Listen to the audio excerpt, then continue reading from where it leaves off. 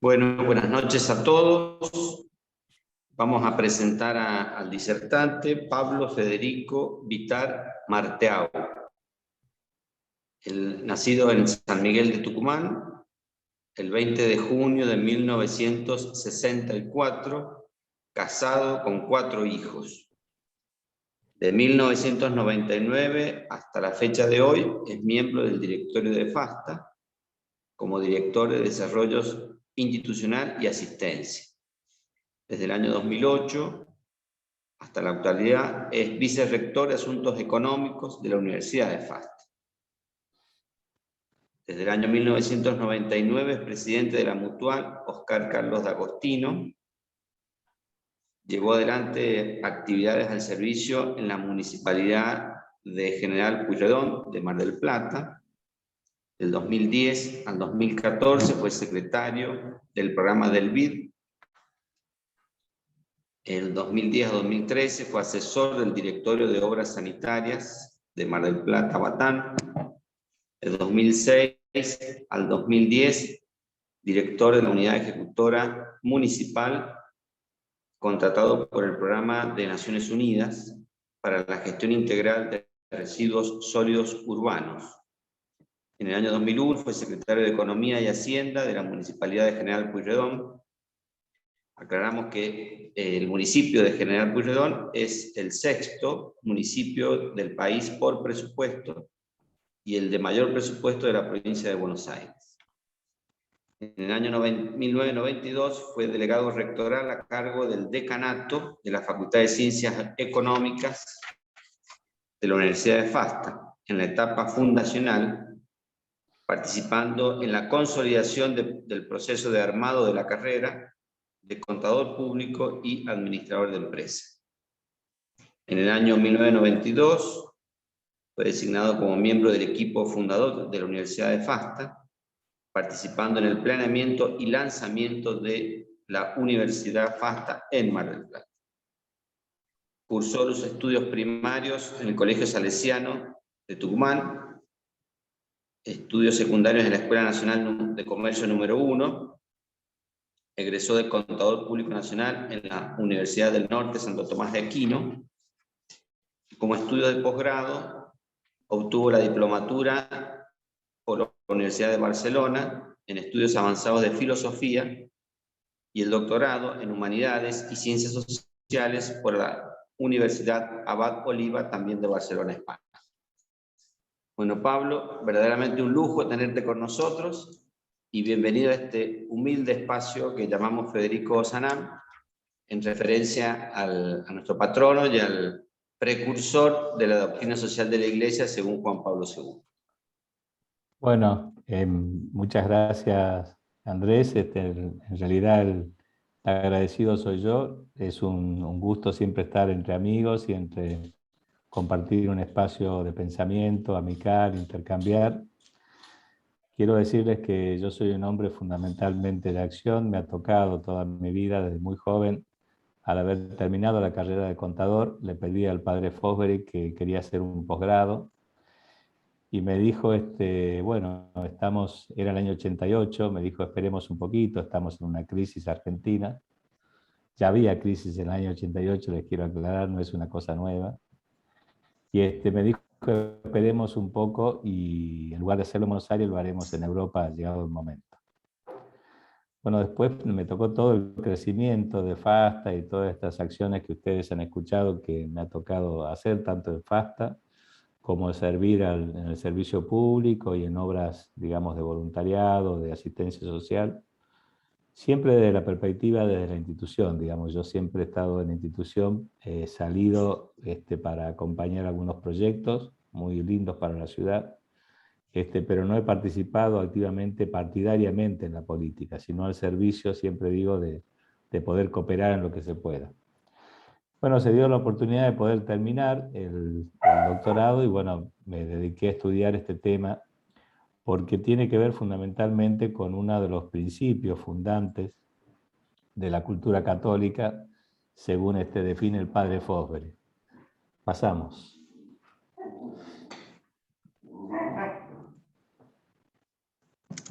Horacio. Sí, lo agarraste con el motor frío. Cuando dice el padre Fosbury en el libro de la cultura católica, quizás su obra más importante, dice que la cultura es sabiduría y se manifiesta en una secuencia de principios que surgen del encuentro de la fe con la razón, de la naturaleza con la gracia, del orden natural con el sobrenatural, que hacen posible lo católico como cultura. En este libro el padre define cuáles son los principios fundantes, iluminativos y ordenadores, le llama en la segunda edición, de la cultura católica. Y entre estos principios están que Dios está sobre la criatura, el creador sobre la creación, a la historia de la salvación sobre la historia del hombre, a lo espiritual sobre lo material, al orden ontológico sobre lo noseológico, al orden de la naturaleza sobre cualquier forma de positivismo, a lo moral sobre lo científico o tecnológico, a lo político sobre lo económico, a los bienes que miran al decoro y a la dignidad de la persona sobre los bienes deleitables y útiles, a la belleza como manifestación sensible del esplendor y armonía del ser. Bueno, de acá yo tomo este principio del principio del orden político sobre el principio sobre lo económico y decido indagarlo porque siempre he estado vinculado, como decía anteriormente, a la gestión y me pareció que era un desafío desplegar y analizar y profundizar para quienes nos toca decidir diariamente en los distintos ámbitos, o ver cómo se decide o poder analizar las situaciones, ¿no? Esto me llevó a estudiar el pensamiento y el desarrollo que hace el padre en la cultura católica sobre este principio. Dice, donde él principalmente para hacer esta distinción, distingue cuál es la causa final del orden político, ¿no? Definiendo cuál es la causa final del orden político, dice que el fin de la sociedad es el logro del bien de todos, de cada uno, pero no es la suma de los bienes de cada uno. No puede ser el bien de una parte con exclusión de otras. Es común porque es el bien de todos. Santo Tomás distingue entre lo que es el bien trascendente del bien inmanente. El bien trascendente claramente es Dios, ¿no? Para todos nosotros. Pero el bien inmanente tiene que ver con cosas concretas, ¿no? El bien común inmanente, dice el padre, se puede distinguir en tres tipos de bienes, en tres grupos de bienes, ¿no? Aquellos externos, aquellos bienes del cuerpo y aquellos bienes del alma, ¿no? Donde claramente, dice Fosbury, señala que así la ciencia, el arte, la economía, la política son medios para que el hombre alcanzara el buen vivir, pero de ninguna manera tenían razón de fin absoluto, son medios, ¿no? Ahora bien, al hablar de la causa final, y hablamos de bien común, nos referimos a sus dimensiones externas. Por ejemplo, podría ser la prosperidad económica. Referidas al cuerpo, podríamos estar hablando de la salud. Y las que conciernen al alma, claramente podríamos estar hablando de las virtudes, como los tres grupos que marcan cuál es el bien común. En este sentido podríamos entonces preguntarnos, ¿cuál es el contenido del bien común? La respuesta incluye sin duda tres bienes diversos: la virtud, la ciencia, el arte, los alimentos, el aire no contaminado, etc.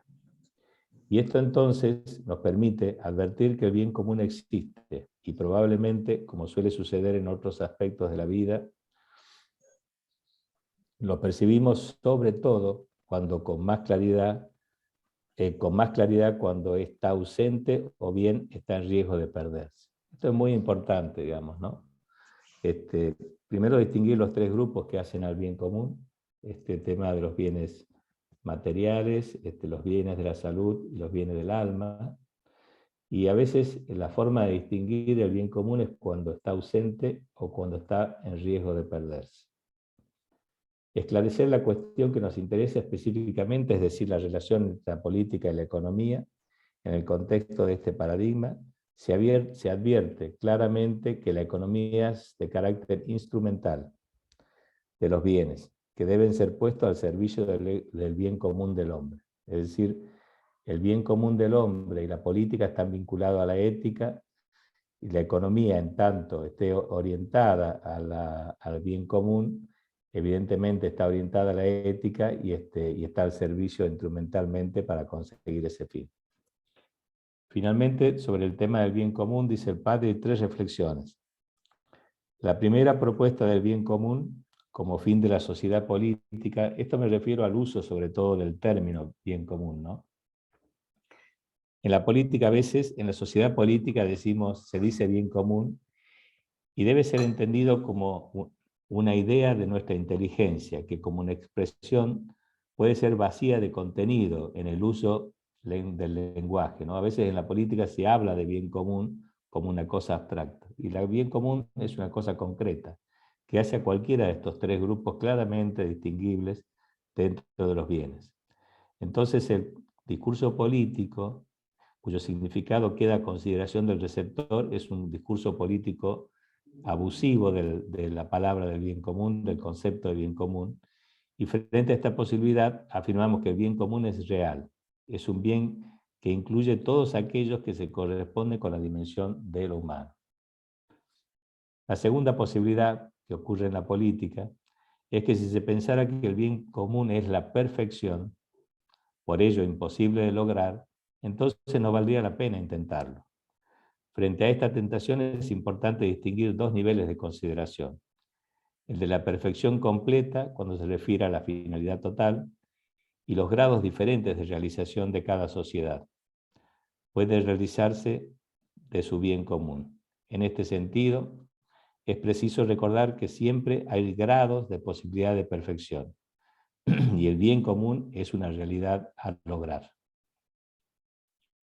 Por último, el bien común no será realizado de modo perfecto, será precisamente una virtud indispensable en lo político, la virtud de la prudencia, la que permite encontrar una proporción realista entre el ideal necesario total, perfecto, imposible, y la mediocridad quizás, no solo innecesaria, sino también inaceptable. Este año, conversando en febrero sobre estos matices del bien común con el padre fundador, me decía, es que si no es posible ese bien, no es el bien común. Es decir, esto nos da la perspectiva de que a veces tenemos como hombres de ideas, como hombres de compromiso, como hombres vinculados a la ética de la política, de las acciones, pretender que el bien común sea algo perfecto, ¿no?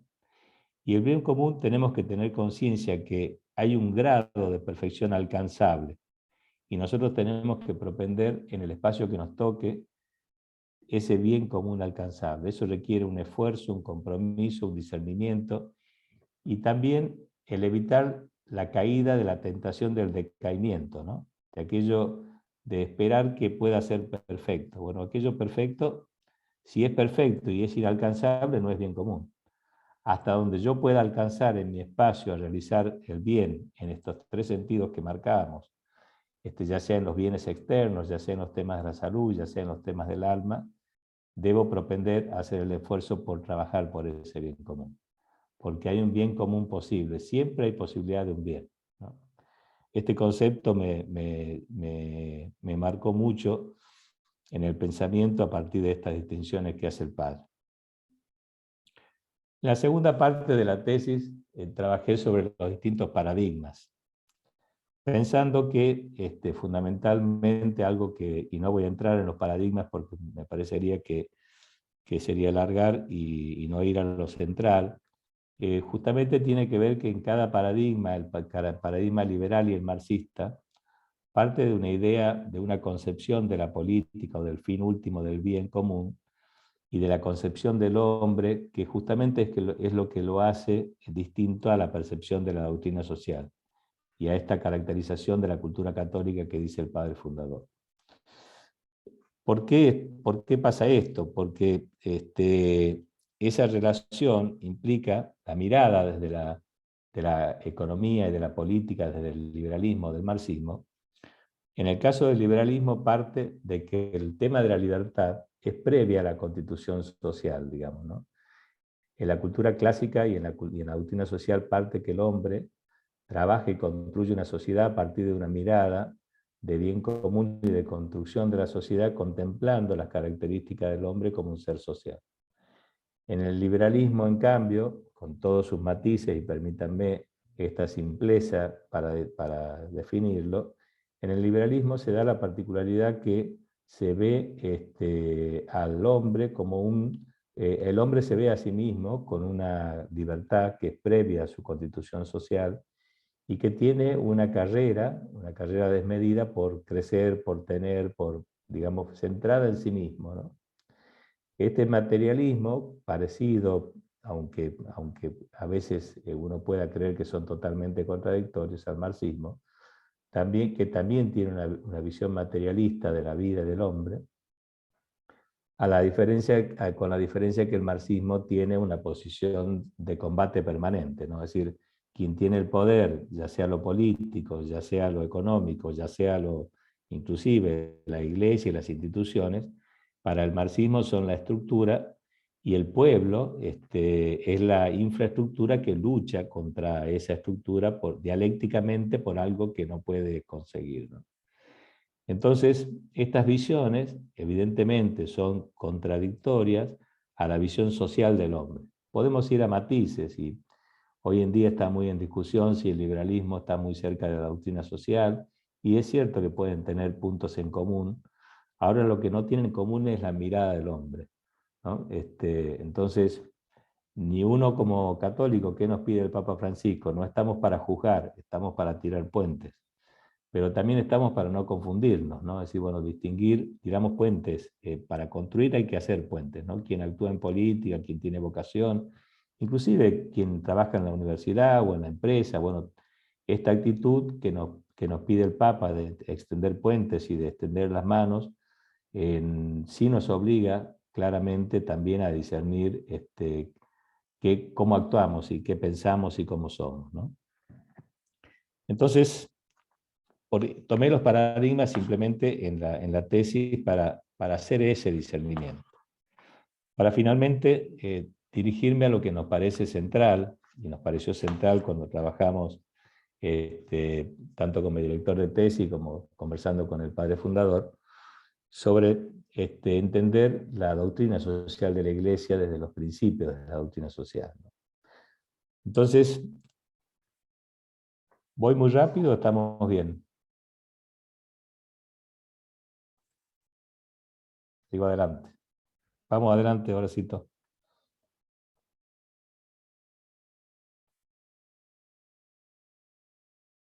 Horacio.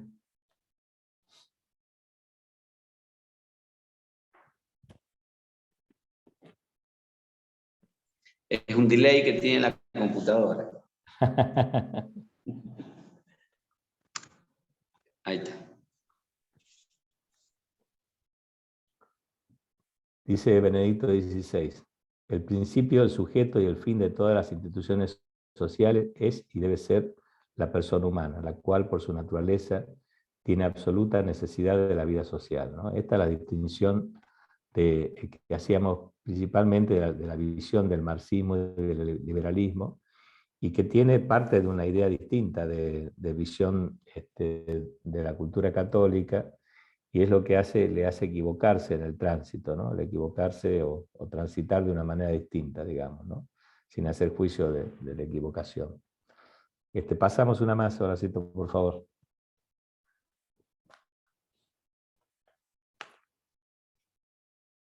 ¿Cuáles son los fundamentos de la doctrina social, ¿no? Esta frase marca justamente este tema del individualismo de la persona que marca Francisco, como lo marca la Iglesia, ¿no? Simplemente tomamos una frase de Francisco, dice, cuando el ser humano se coloca a sí mismo en el centro, termina dando prioridad absoluta a sus convicciones circunstanciales, y todo lo demás se vuelve relativo, ¿no? La doctrina social de la Iglesia, como decíamos, toma las fuentes del Evangelio, las tradiciones y los documentos eclesiales, razón por la cual se trata de una doctrina que es propia de la Iglesia Católica. Es una doctrina calificada como por el término social, y esto implica que enseña e ilumina las relaciones entre los seres humanos, las instituciones, el Estado, la política y la economía. Dice Juan Pablo II que la doctrina social de la Iglesia no es, pues, una tercera vía. entre el capitalismo liberal y el colectivismo marxista. Ni siquiera una posible alternativa a otras soluciones menos contrapuestas, radicalmente, sino que tiene una categoría propia. No es tampoco una ideología, sino la cuidadosa formulación del resultado de una atenta reflexión sobre las complejas realidades de la vida del hombre en la sociedad y el contexto internacional a la luz de la fe, de la tradición eclesial. El objetivo principal, dice Juan Pablo, de la doctrina social es interpretar esas realidades examinando su conformidad o diferencia con lo que el Evangelio enseña acerca del hombre y su vocación terrena y a la vez trascendente, para orientar en consecuencia la conducta cristiana. Por tanto, no pertenece al ámbito de la ideología, sino al de la teología, especialmente a la teología moral, ¿no? Todo el acto político tiene que ver con el actuar humano, es un actuar moral, y esta enseñanza de la doctrina social es justamente lo que pretende es llevarnos al tema moral. La doctrina social tiene un proceso de evolución, ¿no? Desde Rerum Novarum hasta ahora, porque fundamentalmente existe doctrina social o surge la respuesta de la doctrina social cuando existe una cuestión social, ¿no? Esto claramente es muy importante entenderlo, cómo responde la doctrina social a los temas y a la problemática social. Dice el magisterio que hay una cuestión social cuando pasan tres cosas a la vez. En primer lugar, hay la presencia de problemas o males sociales generalizados que afectan al hombre y principalmente al trabajo. Así nació Rerum Novarum, la primera encíclica que responde a la problemática de la revolución cultural y bueno, defiende los derechos de los trabajadores, ¿no? Paz Inter tiene una época, todas tienen una circunstancia a la que atienden que justamente es una respuesta al tiempo, ¿no? Y las de Francisco han tenido su tono, fundamentalmente. Yo recuerdo cuando trabajaba en los temas de la gestión integral de residuos sólidos urbanos en Mar del Plata, para el municipio, la gente que estaba en el ambiente católico le llamaba la atención, ¿no? Este tema y yo me di cuenta rápidamente que el problema de la basura era un problema así técnico de cómo resolverlo, pero fundamentalmente tenía una repercusión humana por la contaminación que genera en la gente que vivía en la región donde se deposita finalmente el residuo, y también en la cantidad de recicladores que vivían allí, ¿no? En el tema ambiental hay una fuerte implicancia de la problemática humana, no se ve amenazado el bien común, como decíamos anteriormente, tanto en la salud como en los bienes materiales, ¿no? Entonces dice, la cuestión social hay que advertir, en primer lugar, para caracterizarla, que hay un problema social, hay un mal social generalizado. La pandemia, ¿no? Soñemos juntos, dice el Papa ahora. La conciencia humana de la presencia es la segunda circunstancia para que exista una cuestión social. Es decir, existe esa cuestión social y hay una conciencia de la existencia. Y finalmente, una voluntad humana por la solución, ¿no? Son las tres características para que exista una cuestión social. Entonces, acá es muy importante entender por qué la Iglesia define la doctrina social los 4 principios, ¿no? Para acercarme un poco a la definición de este tema. Para analizar, entonces, decíamos, es importante el discernimiento del bien común, en primer lugar, y valorar qué es el bien común. Tenemos claro entonces que el bien común tiene que ver con lo humano, y fundamentalmente con aquellas cuestiones del trabajo. Para hacer este discernimiento, el compendio de la doctrina social de la Iglesia nos sugiere, nos brinda 4 principios que son fundamentales para entender o analizar cualquier circunstancia. La primera tiene que ver con la dignidad de la persona. El principio de la dignidad de la persona es el fundamento en relación al resto, en la medida que cualquier contenido de la doctrina parte de él. Cualquier iniciativa política, económica que no contemple la dignidad de la persona, bueno, va en contra de la doctrina y de nuestros valores, ¿no? en la medida que cualquier contenido parte de él. Se trata de la concepción del hombre en cuanto creado, a imagen y semejanza, origen que lo distingue de todos los seres creados. No es un objeto como las demás cosas, ¿no? Cuidado con aquello que dice el ponerle un valor económico al hombre, o que el hombre sea un material de cambio o un tema de descarte, ¿no? No es un objeto más, y de ahí resulta el rechazo de todo tipo de esclavitud, de manipulación personal, de discriminación, de maltrato. En efecto, la dignidad humana, como dijimos, es columna fundamental de la doctrina de la Iglesia. Es un derecho fundamental primerísimo del ser humano. En segundo lugar, el segundo principio que se entrelaza con el primero es el bien común. La orientación del Estado al bien común supone una concepción del hombre como un ser social, libre, y según el cual su vida resulta de su acción inteligente y voluntaria. Estas condiciones se convierten en exigencias que no hacen posible pensar en el logro del bien común desde decisiones que se someten absolutamente a la libertad de mercado, por ejemplo, como una norma superior. Asimismo, este fin tampoco sería posible si todas las decisiones resultaran de un Estado absoluto, que decide cuál es el bien para la persona, para la comunidad. La responsabilidad de edificar el bien común compete además de a las personas particulares al Estado, pero el bien común es la razón de ser de la autoridad política. Para distinguir, claramente acá dice, bueno, el rol del Estado, ¿no? Bueno, este tema de la libertad de mercado extrema, y cuando el Estado quiere definir todo, ¿no? Metiendo sobre la libertad de las personas. Por eso el cuarto principio de la doctrina social, que se relaciona también con nosotros, es el principio de subsidiariedad. Este principio es importantísimo, es fundamental en la lectura política, ¿no? El desarrollo humano supone la participación de diversas instituciones sociales. Así la sociedad genera una multiplicidad de diversidades, una multiplicidad y diversidad de relaciones sociales, que han promovido una creciente aparición de instituciones de diverso tipo.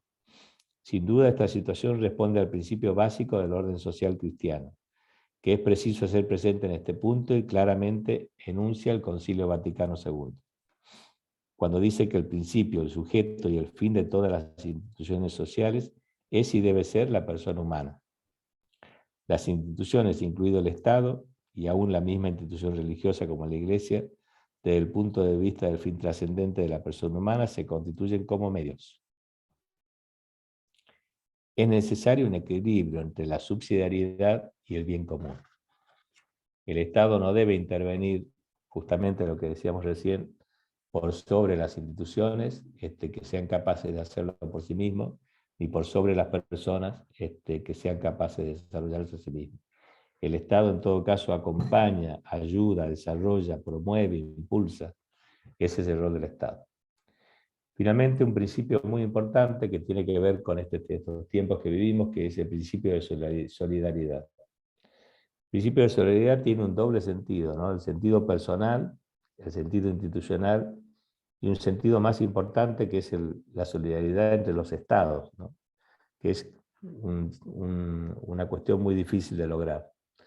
Creo que la pandemia ha mostrado todo, si uno lo ve a través de la pandemia que estamos viviendo, ¿no? Aún, porque no ha pasado, podemos ver cómo en cada caso el tema de la dignidad de la persona, con las igualdades, cómo respetar las igualdades, no adjudicarse derechos por sobre otros, cómo se ha faltado a veces al bien común, no cuidando la salud o no cuidando el trabajo, cuál es el equilibrio y estas decisiones difíciles. ¿Cuál es el principio de subsidiariedad en la pandemia? De cómo actuar para colaborar el Estado desde su rol. ¿Y cuál es el uso del principio de solidaridad en toda la pandemia, ¿no? Yo creo que esto nos ha dejado, son 4 principios que nos sirven para analizar la pandemia, la economía, las decisiones generales. Son principios que a mí en particular me han servido para toda mi acción, para entender mi acción desde otra perspectiva, ¿no? Finalmente, decía el Papa Benedicto XVI en un discurso a los participantes de la 14ª sesión plenaria de la Academia Pontificia de Ciencias Sociales en el Vaticano, al elegir el tema Perseguir el bien común. ¿Cómo pueden actuar juntamente la solidaridad y la subsidiariedad? Habéis decidido examinar la interrelación entre 4 principios fundamentales de la doctrina de la Iglesia: la dignidad de la persona, el bien común, la subsidiariedad y la solidaridad.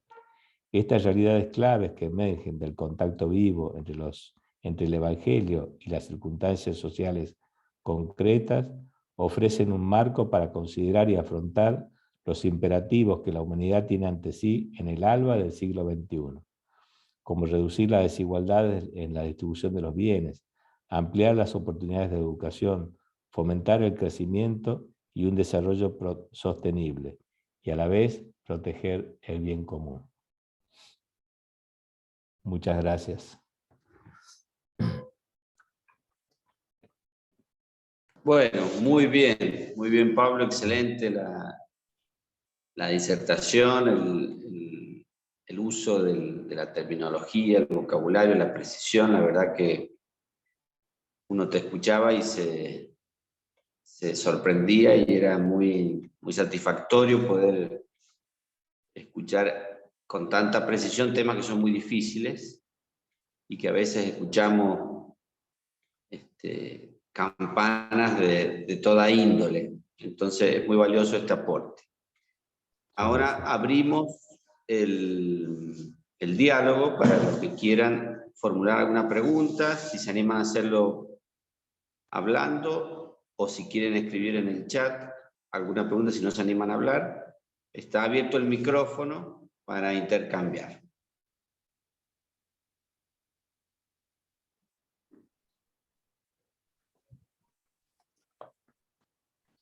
Bueno, yo tengo una consulta para hacerte. Adelante.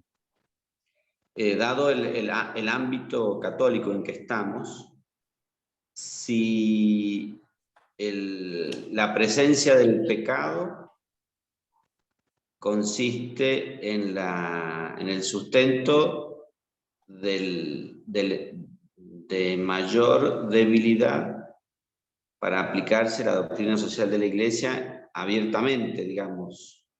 No sé si me explico con la pregunta que quiero hacer. Sí. Yo para responderte, sin ser un especialista en derecho moral, ¿no? Por lo menos un poco, te digo, de la experiencia que he vivido, ¿no? Y lo que me dice mi intuición. Yo creo que en principio, como todas las cosas, hay una actitud, primero que todos somos pecadores, así que todo surge sin duda del pecado, ¿no?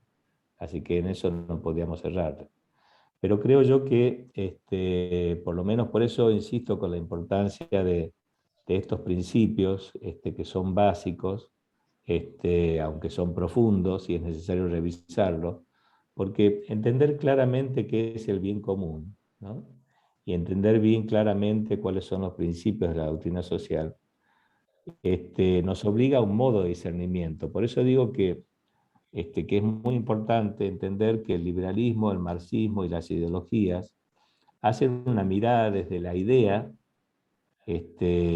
para querer construir una sociedad a partir de la idea, ¿no? Y nosotros miramos la sociedad como tal, como realidad viva, y de esa realidad viva queremos atender a las expectativas personales, como decía Santo Tomás ahí. No hay bien mayor que para ese que ha detectado cuál es el bien para él, ¿no? Entonces, esta cosa reflexiva que nos lleva a tomar, en el tránsito de tomar decisiones, nos obliga a hacer un discernimiento primero desde donde yo miro desde esta perspectiva cultural. Y luego busco el bien común en estas 3 categorías que decíamos de bien común, para lo que esa persona necesita. Luego busco cómo ayudar a concretar ese bien común.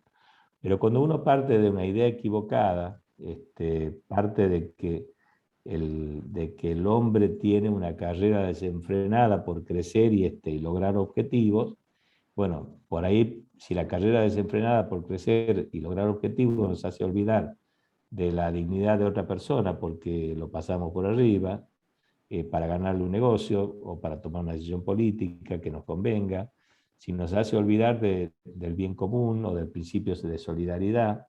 Entonces, yo digo, más que del pecado, yo diría que este discernimiento, que es muy concreto, es muy importante para ayudarnos a tener una mirada sobre la decisión. Bien, está perfecto.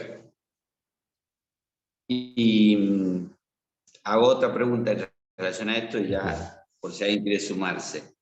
Si la ignorancia sobre algunos temas se equipara con la corrupción, digamos. Si no hay, a veces, el ignorar ciertas cosas, si no va más allá de la debilidad o de la falta de conocimiento, sino que muchas veces el razonar la realidad con el libreto del enemigo es como que uno pasa a ser instrumento del adversario. No sé si me explico. Sí, sí. Entonces, la importancia de la formación doctrinal, del conocimiento, de prepararse, etcétera, etcétera. Eso. Sí. Mira, a veces el padre Fosbury suele decir que a veces una viejita que va a misa de toda la vida por ahí es mucho más sabia que el que ha estudiado, ¿no? Porque en realidad todas estas cosas son de sentido común, ¿no? Y a veces justamente la pregunta que hace Francisco tiene que ver con esto, ¿no? Es decir, bueno, él habla sobre si la ideología, si decir que la doctrina social no es una ideología, no es como subestimarla, dice. No, y justamente es al contrario. La verdadera definición de ideología tiene que la ideología es, ¿cuándo existe una ideología? La definición de ideología es cuando uno toma una idea y quiere que esa idea se convierta en realidad y a veces pase por sobre los principios de la naturaleza humana, ¿no? Entonces, yo quiero, en una ideología yo podría confundir de que el hombre, que se autopercibe mujer, pueda lograr ese objetivo, y esa es una ideología de género, una ideología, la ideología justamente es la deformación de la idea de la doctrina, ¿no? Esa es la definición de ideología. Lo que pasa es que la política a veces les ha dado un estatus superior a la doctrina, y justamente la doctrina, como dice, es una coherente realización y análisis de la realidad que justamente enseña. La ideología va tomando formas para responder a realidades que se perciben, ¿no? Van haciendo preguntas. Para que el doctor Vital se pueda explayar un poco más, política sometida a la economía y viceversa. Bueno, claramente Santo Tomás y el padre Fosbury lo reafirma, dice que la política es lo primero en la intención y lo último en la ejecución, ¿no? Pero la economía, al viceversa, es un instrumento necesario para la política. A veces uno escucha en la política o en la acción política hacer política. Y a veces hacer política no es construir el bien común, sino decir cosas que después no son realizables, ¿no? Entonces, digo, la distinción entre, ¿por qué la relación entre política y economía? Y es muy clara. La política es lo primero, la intención para lograr un resultado, y la economía es aquello que acompaña eso, pero si no hay economía, por eso es una relación intrínsecamente vinculada, ¿no? La economía es el instrumento para lograr esa política.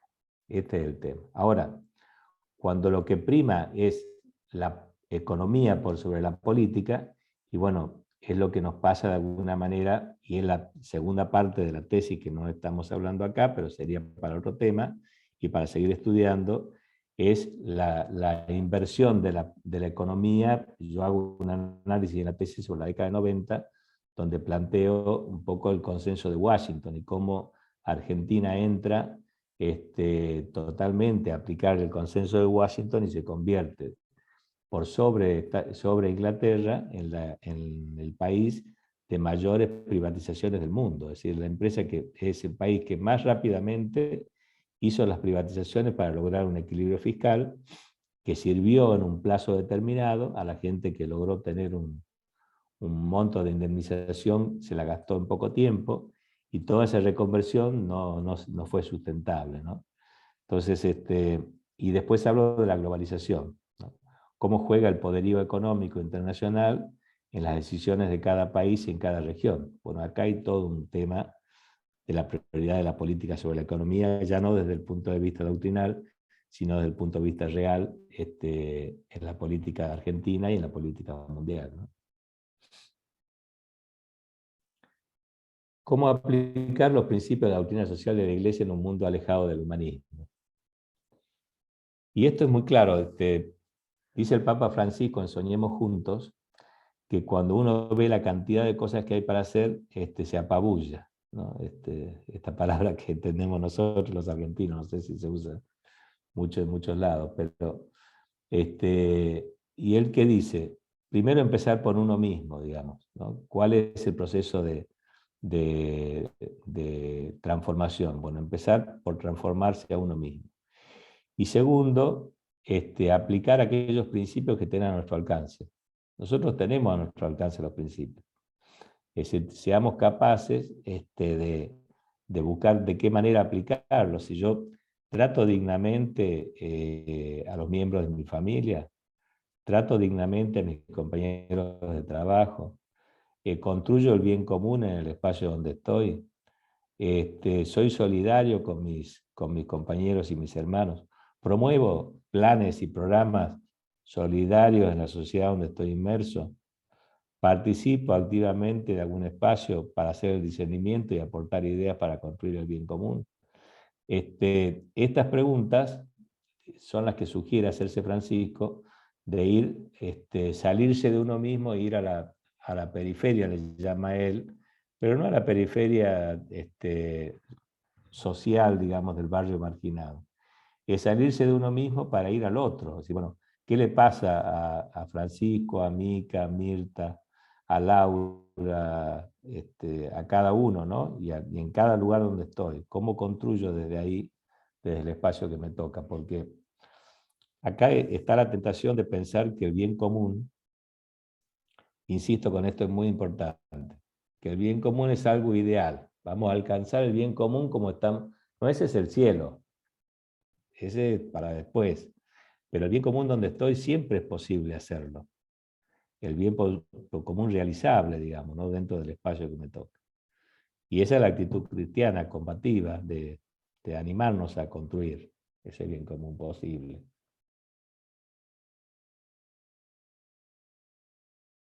Perdón, hago una pequeña aporte mínimo. No es, el bien común no es el cielo y tampoco son los países escandinavos. El bien común es algo que podemos hacer desde nuestra realidad.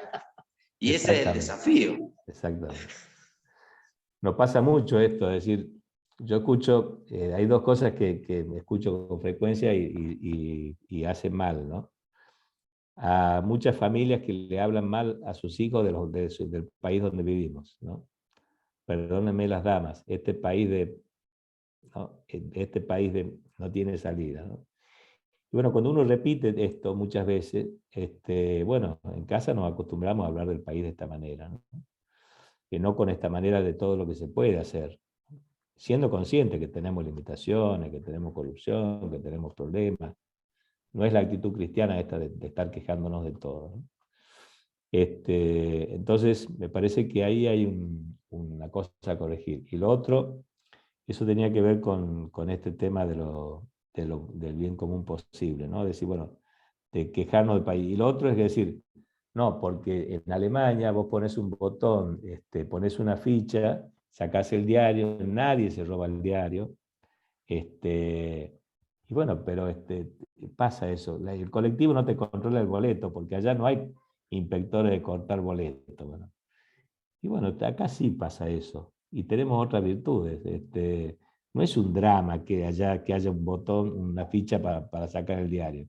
O hay cosas más lindas para vivir, o cosas mejores de la cultura que tenemos, o el espacio, valorar lo que tenemos, ¿no? Es esta actitud también, ¿no? Es decir, tenemos un país maravilloso, lleno de posibilidades y de cosas. Bueno, el bien común posible. Este es un poco lo importante.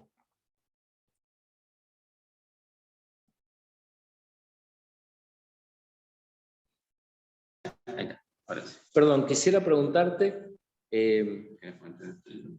no, está bien. ¿Cuál es el papel que juegan los medios de comunicación en este bien común posible? Y esto que vos decías recién de el ejemplo de Alemania o el país que tenemos por construir, o este país que a veces escuchamos en muchos lugares hablar despectivamente. Si los medios de comunicación tienen una presión social sobre cada una de los ciudadanos, digamos. Bueno, en realidad cuando hablamos de la globalización y hablamos un poco de los intereses internacionales y todo esto, lógicamente estos intereses están en los partidos políticos, están en los medios. No hay ningún medio que sea parejo para... Lo que sí son todos parejos para pegarnos, digamos. Rara vez hay alguno que sea parejo para no pegarnos, ¿no? Pero por eso también es importante formarnos y también participar activamente donde uno con vocación, ¿no? Es decir, bueno, hay buena gente en los medios, hay buena gente en los partidos políticos, hay buena gente en el Estado, en la municipalidad. Hay que buscar esa gente, hay que vincularse con esa gente, identificarlos, escribirles, mandarles proyectos, hay que ser activos, ¿no? La izquierda o la ideología es muy activa con los medios de comunicación. El año pasado, cuando Página 12 nos atacó fuertemente a Fasta, no era el diario, había una columnista que sacaba, y bueno, fue una cosa muy difícil. Tuvimos una reunión en el Congreso con algunos políticos y la gente del diario, ¿no? Y tuvimos una muy buena charla donde ellos me preguntaron de Fasta, les conté, nos preguntaron de nuestra relación con el Papa Francisco. Bueno, tuvimos una charla como de 2 horas. Se fueron de ahí ellos solamente para conocer Fasta, no fue ni ninguna otra cosa, yo simplemente le dije que lo que estaba publicando estaba mal, porque no había ninguna acción judicial contra la institución y que quería que ellos sepan que estaban publicando algo que no tenía sustento, ¿no? Y de esa charla no salió nunca más. Ahora, nosotros nos podríamos haber parado y decir, bueno, estos son, y era Página 12, y esto se está grabando, ¿no? Bueno, así que por ahí voy a hablar bien de ellos, que estoy hablando bien. Simplemente ellos nos querían escuchar, nos escucharon, y les dijimos lo que pensábamos y lo que... fui solo, ¿no? Pero bueno, lo decimos porque fui acordado con la presidencia de FASTA y se habló así, ¿no? Pero por un vínculo político. Pero digo, a veces nos amedrentamos con que vamos a ser, no vamos a ser escuchados, no vamos a tener posibilidad de dialogar. Tampoco hay que ser en esto ingenuos, ¿no? Nada es fácil y hay que ir a tocar el timbre que corresponde, en el momento que corresponde, de la manera adecuada. Pero digo, ese camino siempre hay que buscarlo. Nosotros no podemos, está bien, como decimos a veces, ¿no? Vivir la fe en la catacumba, que digamos, volver al tema del espacio comunitario, social, familiar, humano, para encontrarnos allí en la fe. Pero también salir al encuentro y a dialogar y a decir qué pensamos sin digamos, sin miedo, pero también sin prepotencia y sin juzgamiento, ¿no? Y vamos a encontrar gente que nos escuche, que tengamos confianza de eso, porque la hay. Y yo permanentemente, en todos los gobiernos que participé, la mayoría de los funcionarios acá en los partidos con que trabajé, son ateos. Sin embargo, he hecho gente que nos queremos muchísimo, que nos han ayudado, que hemos cooperado, y uno, ¿qué ha hecho?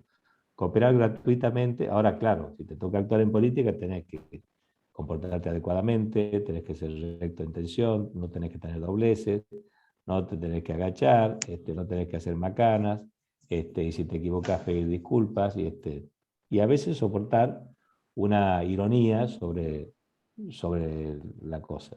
Y a veces el corregir fraternalmente, pero no chocar, digamos. ¿No? Creo que esa manera de manejarse, por lo menos una experiencia personal que les transmito para tener cuidado con esto de acobardarse o tener miedo, o no dialogar, o pensar que todo el mundo es el enemigo, ¿no? Claro. ¿Por qué no se aplica la doctrina social de la Iglesia?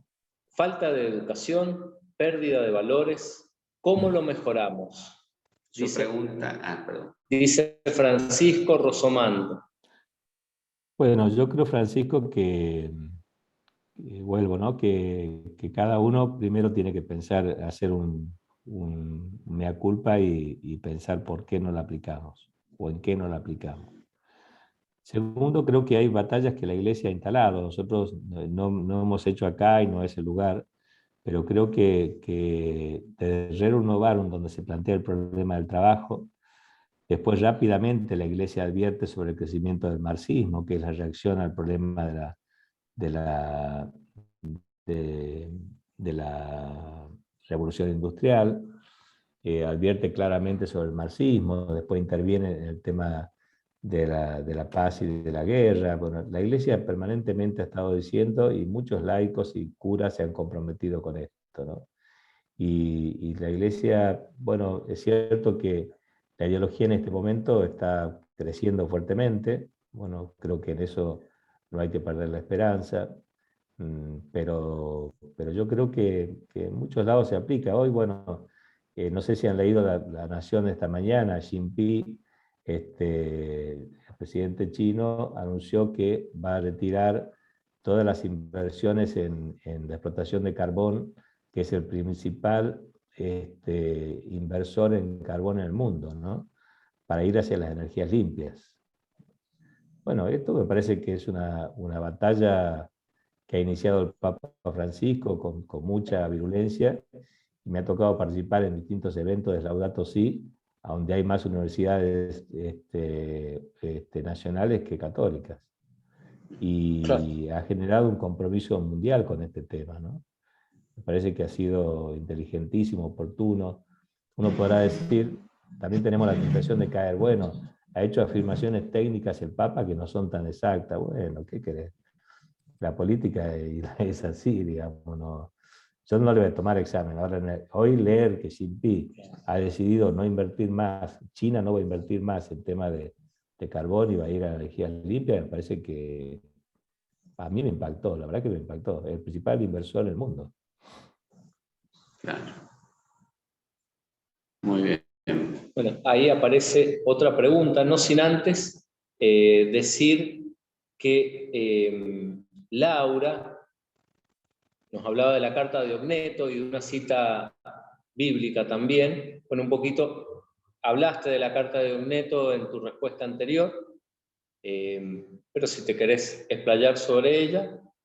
Y si no, dice, Liliana, dijo Jesús, difícilmente entrará un rico en el reino de los cielos, entendiendo que esta dimensión terrenal, política y económica afecta al espíritu en su eternidad. Se suele juzgar al pobre por su pobreza. ¿Cuál sería la denuncia hacia el rico? Bueno, yo creo que no hay denuncia hacia el rico, ¿no? En mi opinión, ¿no? Yo creo que el Papa lo ha dicho varias veces, ha hablado hace poco del tema de los bienes, y ha sido malentendido, ¿no? El destino universal de los bienes, ¿no? Yo digo que el problema del rico es, por ejemplo, si vamos al tema de la doctrina social y los principios de la doctrina, y bueno, puede ser que el rico sea rico a partir de tener trabajadores quien no respete su dignidad, ¿no?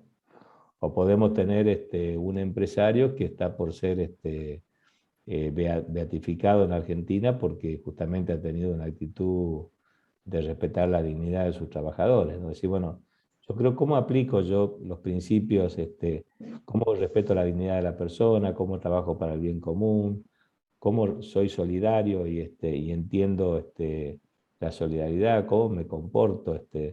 Y bueno, en este sentido yo creo que, que es lo que habla claramente el Evangelio.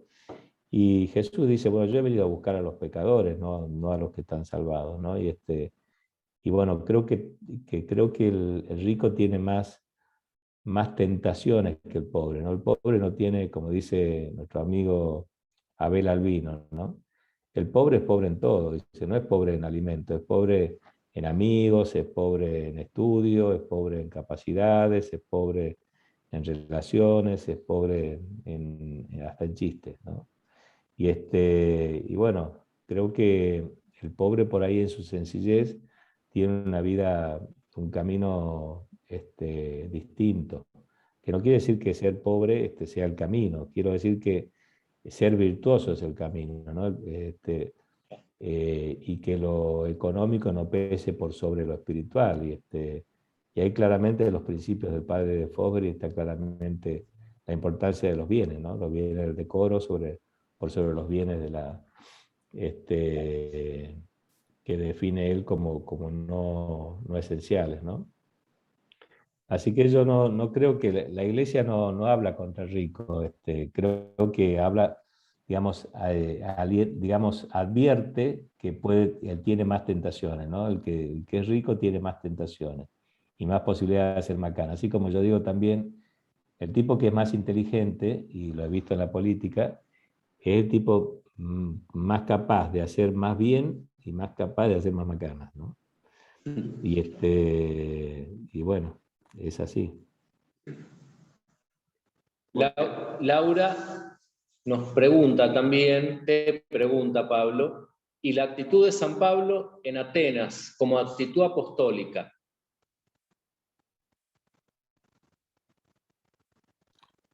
Sí, no le quisiera contestar porque no tengo claro, no recuerdo lo de Pablo en Atenas, ¿no? Si por ahí lo leemos y lo conversamos, no es un tema que pueda decirte ahorita. No, me refería a esto que mencionó tan importante, que a mí me parece súper, todo lo que dice, ¿no? Pero súper relevante esto de poder ser oportunos, atinados en la palabra, en el momento, qué timbre tocar. O sea, en el Areópago, San Pablo, cuando se encuentra, bueno, con los paganos, por supuesto, tiene una actitud muy ejemplar en relación a esto que mencionaba, y también cuando se retira, ¿no? De por qué abandona Corinto, para en definitiva, como católicos cristianos, en todo esto también parte de la doctrina es buscar el gozo, la felicidad y la perfección imperfecta. Entonces, nuestra actitud, el combate es desde ahí, y entonces creo que es súper relevante que tengamos en claro que si no es desde ahí, estamos medio sonados, ¿no? Por eso. Excelente aporte, sí, gracias. Sí, muy bien. Bueno, ya por el horario vamos redondeando, no sé si hay más preguntas. Pablo Rodríguez Barnes dice, bueno, es clarísimo, ¿no? El problema no es la riqueza, sino el apego o no a ella, ¿no? Exactamente. ¿Qué parte forma nuestra vida, ¿no? Exactamente. Acá está Sergio Tapia, que sabe muchísimo, que está muy formado, tengo terror a que me haga una pregunta. No lo escuchamos. Solamente para decirte buenas noches con un gran abrazo, mi querido Pablo. Gracias, querido amigo, una alegría de verte. Desde Lima. Desde Lima, por supuesto. Desde Lima, Perú, bueno, muy bien. Sí, señor. Gracias. Bueno, si no hay más preguntas, vamos cerrando la actividad de hoy, el evento de hoy, y los invitamos porque en el mes de octubre vamos a hablar sobre la política y lo político.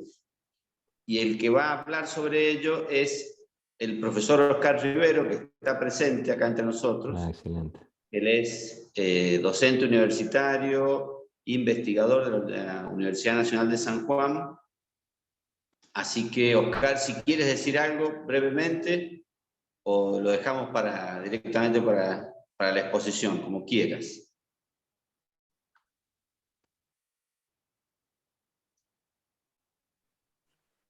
Sí, agradecer al expositor la claridad.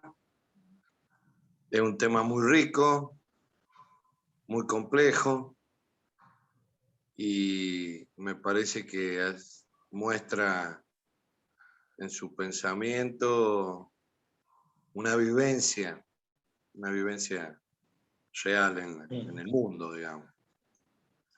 Y agradecerte a vos que me has invitado a la próxima conversación y que me desafía. Sí, bueno, y agradecer a todos los presentes porque, bueno, tengo la oportunidad de conocerlos y compartir con ustedes. Muchas gracias. Buenas noches. Gracias. Muchas gracias, buenas noches. Bueno, listo, muy bien. Hay una cosa nada más, no sé si alguien más quiere decir algo o preguntar, pero decirles que en la última placa está mi mail y el celular. Si alguien quiere que le envíe la tesis por PDF, se la mando. Que no Yo le iba a pedir. Bueno. Me escriben allí y se las mando con gusto. ¿Ah? Y charlamos cuando quieran, y ahí está mi celular para lo que necesiten, y a las órdenes. Bueno, muy bien, muchas gracias a todos y nos encontramos en octubre con la política y lo político. Excelente. Muchas gracias. Buenas noches. Buenas noches, gracias. Bendiciones para todos. Gracias. Buenas noches, muchas gracias, Pablo. Gracias, Pablo. Que Dios los bendiga. Chao. Gracias. Gracias. Igualmente. Chao, buenas noches. Qué privilegio. Gracias, Nesito. Gracias, Pablo. Excelente. Abrazo. Chao, Oscar. Chao, Sergio. Chao. Gracias. Adiós. Chao, Oscar. Nos vemos.